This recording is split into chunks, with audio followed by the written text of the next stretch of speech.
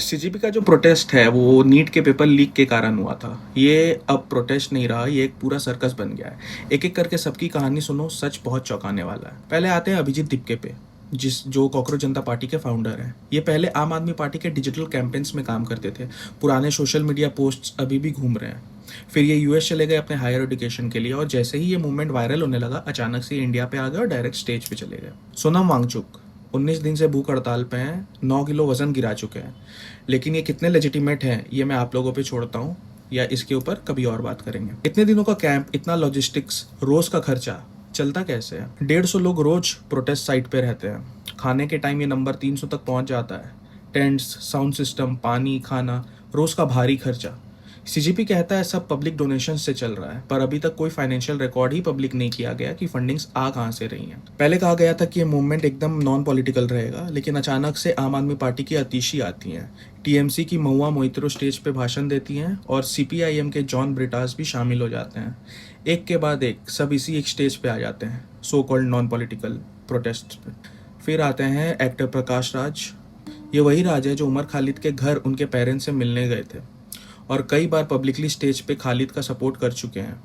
याद रहे, उमर खालिद वही है 2016 में ये नारे लगाए थे कि भारत तेरे टुकड़े होंगे इंशाल्लाह इंशाल्लाह। फिर आते हैं कुणाल कामरा। नीट पे एक शब्द नहीं, सीधा सीता के पति का नाम लेकर नीता के पति का काम करने वाला जोक, जो कि ट्रेंडिंग भी चल रहा है। लेकिन जो असली मुद्दा नीट का चल रहा था, वो प्रोटेस्ट का जो सो कॉल्ड प्रोटेस्ट है, उसके पहले 2 दिन में जो नीट का असली मुद्दा था, उससे एकदम बाहर, उससे एकदम नॉन रिलेटेड।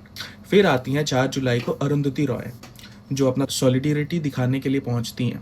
ये वही रॉय हैं जिन्होंने अफजल गुरु की फांसी को गार्डियन में लिखे अपने आर्टिकल में इंडियन डेमोक्रेसी पे दाग बताया था।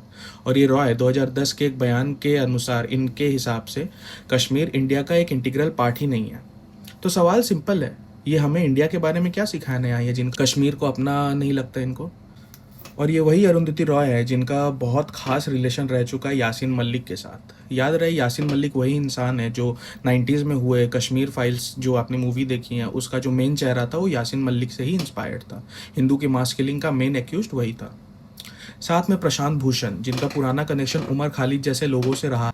फिर आते हैं केजरीवाल जी, जो यहाँ सपोर्ट देने आए थे इनके प्रोटेस्ट को। याद रहे, जून 2026 में उनकी ही पार्टी की पंजाब सरकार ने पटियाला में पीएसपीसीएल हेडक्वार्टर्स के बाहर शांति से प्रोटेस्ट कर रहे आईटीआई क्वालिफाइड अपियरेंटेंस लाइनमैन पर लाठीचार्ज करवाया था, जब वो अपनी भर्ती की मांग कर रहे थे।